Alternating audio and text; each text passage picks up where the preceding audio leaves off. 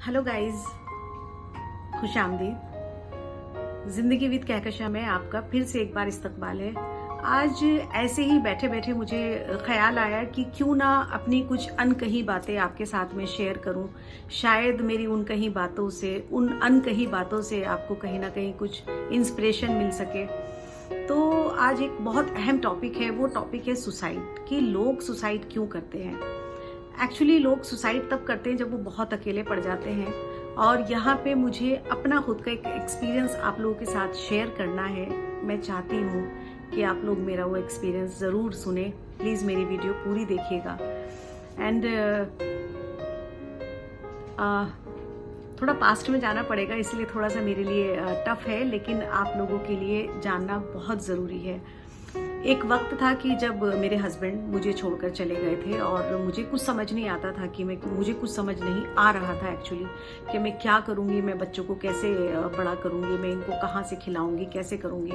तो मैं इतनी ज़्यादा मायूस हो गई थी अपनी ज़िंदगी से कि मैंने सुसाइड अटैम्प्ट कर लिया। और वो सुसाइड अटैम्प्ट करने के बाद मुझे कुछ होश नहीं रहा। 48 घंटे बाद जब मुझे होश आया तो मैं एक सरकारी हॉस्पिटल में थी, और वहाँ पे मेरे बच्चे सरकारी हॉस्पिटल के जनरल वार्ड में भूखे बैठे हुए थे। जो वहाँ के आसपास के लोग थे, उन्होंने उनको कुछ खाने को दिया होगा। तो पता नहीं मुझे, मेरी फलक बहुत छोटी सी थी उस टाइम, वो मेरे अंदर से जो पॉइजन निकला होगा उसको वो उठा उठा के फेंक रही थी।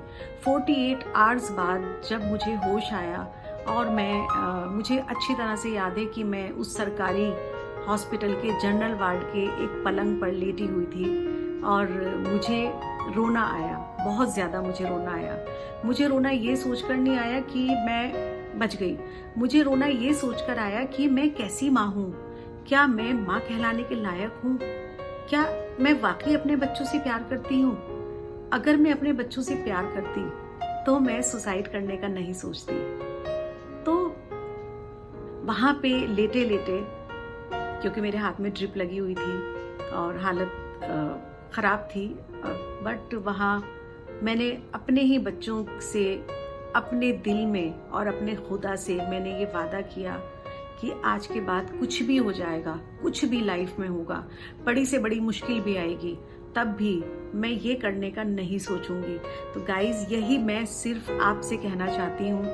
हमारी ज़िंदगी बहुत खूबसूरत है, बहुत प्यारी है। हम समझते हैं कि बहुत सारी मुश्किलें आती हैं जिस मोमेंट में हम बहुत कमज़ोर पड़ जाते हैं, जहाँ हमें लगता है कि यार चलो ख़त्म कर देते हैं अपने आप को, बट वो सॉल्यूशन नहीं होता है।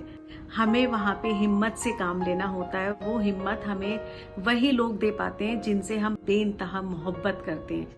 वो हिम्मत थे मेरे बच्चे, जिनसे मुझे इंस्पिरेशन मिली जीने की, जिनसे मुझे इंस्पिरेशन मिली हालातों को अपने बस में करने की, जिनसे मुझे इंस्पिरेशन मिली इस दुनिया से लड़ने की।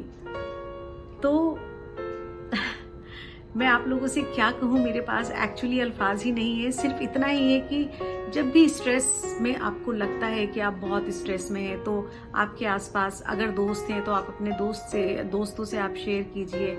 रिलेटिव तो मैं नहीं कह सकती, क्योंकि मेरा एक्सपीरियंस ऐसा नहीं है कि मेरे रिलेटिव्स या मेरे फ्रेंड्स रहे हों जिनके साथ मैंने अपना एक्सपीरियंस शेयर किया हो, या अपने दुख मैंने उनके साथ बांटे हों। ऐसा कभी कोई था ही नहीं लाइफ में। बट ये फैक्ट है कि मुझे जब ऐसा लगा कि मैं बहुत ज़्यादा कमज़ोर पड़ रही हूँ, तो मैं अपने डॉक्टर के पास गई और मैंने अपने डॉक्टर से वो सारी चीज़ें शेयर की, जिससे मुझे एक्चुअली बहुत ज़्यादा हेल्प मिली है।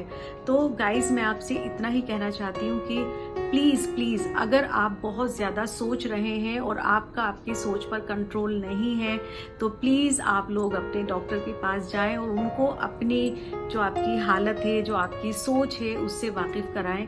क्योंकि दिमाग वाले डॉक्टर के पास जाना, इसका मतलब पागलपन नहीं होता है, लेकिन अभी ज़्यादातर लोग ऐसा ही सोचते हैं कि अगर हम साइकियाट्रिक के पास जाते हैं तो हम जो हैं, लोग हमें पागल कहेंगे, लोग क्या सोचेंगे। अरे सोचने दो लोगों को जो सोचना है सोचने दो। अगर बहुत साल पहले मैंने सुसाइड अटेम्प्ट किया और मैं मर चुकी होती, तो क्या मेरे बच्चों को आज कोई खाना खिलाने के लिए होता? नहीं ना। ऐसा ही सबके साथ है। आप हैं तो सब कुछ है, आप नहीं है तो कुछ भी नहीं है। सबसे पहले एक्सेप्ट कीजिए कि क्या वाकई हमारे साथ ये प्रॉब्लम है।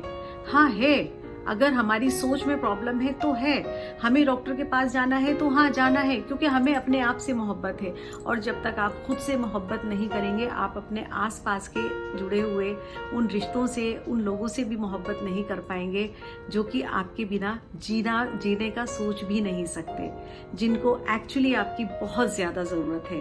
तो गाइस प्लीज़ मेरी आपसे रिक्वेस्ट है कि अगर आप किसी ट्रॉमा से गुजर रहे हैं, आप किसी डिप्रेशन का शिकार हैं, आप एंजाइटी का शिकार हैं, या आप किसी भी रिलेशन से, एक टॉक्सिक रिलेशन होता है, आप उसमें फंसे हुए हैं, तो प्लीज़ आप डॉक्टर के पास जाएं। आपको अगर डॉक्टर के पास भी नहीं जाना है तो मुझे आप प्लीज़ इंस्टाग्राम पे DM करें, मैं आपसे बातें करूँगी। आई नो मैं डॉक्टर तो नहीं हूँ, लेकिन मैं वो सिचुएशन समझ सकती हूँ जिस सिचुएशन से एक इंसान मेंटली सिचुएशन जो बहुत ख़राब होती है और उससे इंसान गुजरता है, तो वहाँ पे मैं आपको समझ सकती हूँ। तो बस यही एक छोटा सा मेरी ज़िंदगी का वाक़या था जो मैंने आपके साथ शेयर किया है। तो फिर से एक बार मैं रिक्वेस्ट करती हूँ कि प्लीज़ लाइफ में कुछ भी हो जाए, कुछ भी बड़ा हो जाए, आप अपनी ज़िंदगी से हार नहीं मानेंगे। ये बहुत खूबसूरत है, हमें एक ही बार मिली है, और इस ज़िंदगी को खुल के जिए, उन लोगों के लिए जिए कि जो हमारे अपने हैं, जिनसे हम और वो हमसे बेइंतहा मोहब्बत करते हैं। Thank you so much. अगर मेरी वीडियो आपको पसंद आई हो तो इसको प्लीज़ लाइक करें, शेयर करना ना भूलें और बेल आइकन का बटन दबाना ना भूलें। एंड बताएं कि कैसी लगी आपको ये वीडियो। एंड फिर से मिलेंगे कुछ अनकही अनसुनी बातें ज़िंदगी विद कहकशा। अल्लाह हाफिज़, बाय बाय।